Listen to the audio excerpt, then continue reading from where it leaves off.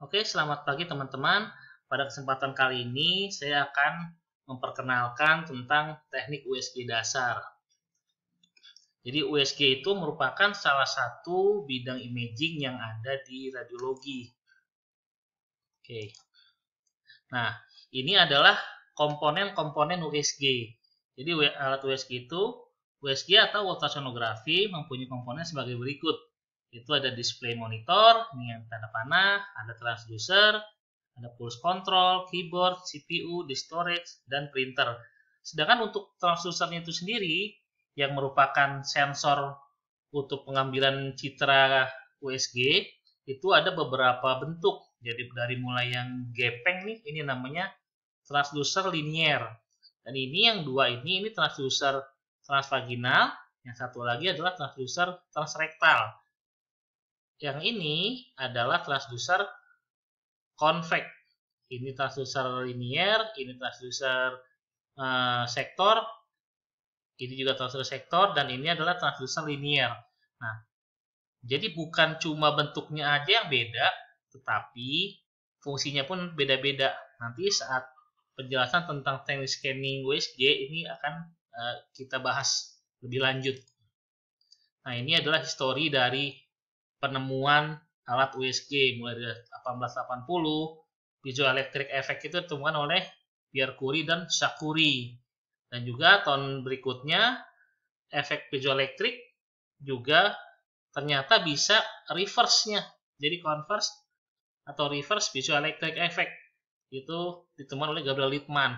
Nah, sedangkan pemanfaatan piezoelectric baru digunakan tahun 1917. Yang pertamanya itu untuk sonar kapal selam. Dan barulah tahun 50 mulai diterapkan untuk industri. Salah satunya di industri medis.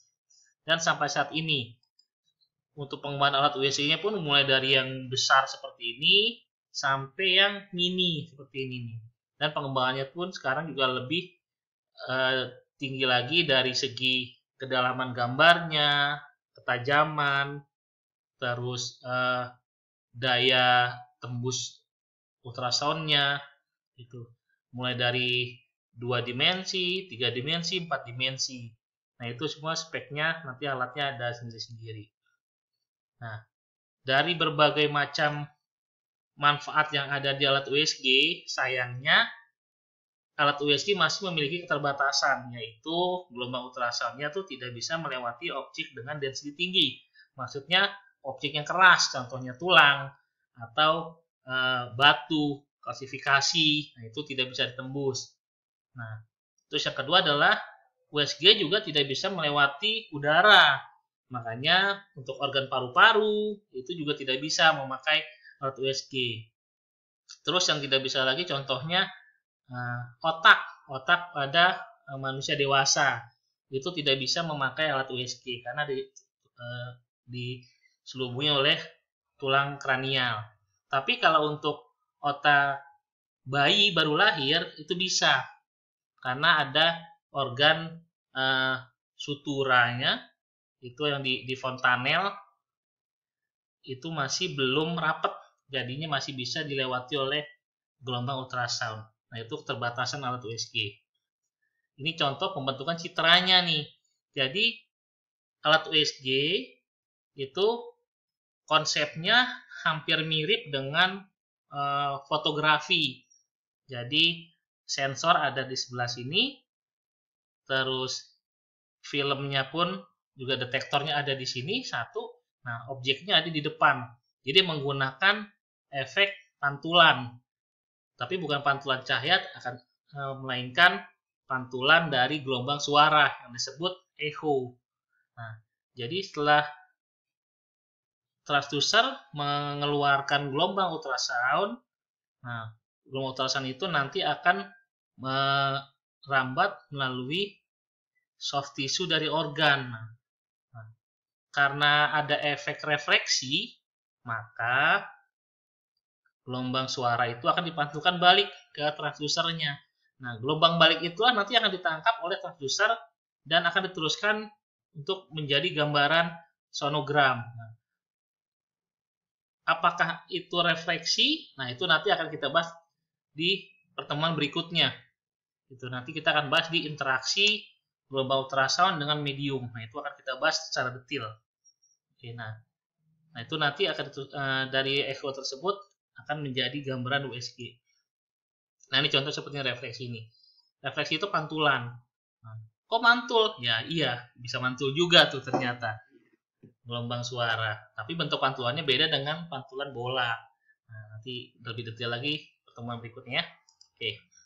Nah, ini jenis-jenis transducer tadi nih. Tadi kan saya bilang bentuk transducer ternyata juga beda tuh fungsinya tuh. Ini kalau untuk linier, nanti gambaran yang dihasilkan seperti ini nih. Tuh. Kalau yang curve atau convex ini seperti ini gambarannya. Terus kalau yang sektor seperti ini, nah ini untuk yang gambar 3D atau 4D. Oke. Nah, terus untuk USG juga ada beberapa mode display. Ada yang namanya AMOD. AMOD itu grafik, yang ini ya, tuh. Yang ada kursornya nih. Jadi ini gambaran B mode, brightness mode, tapi AMOD itu yang grafiknya ini aja nih. Oke.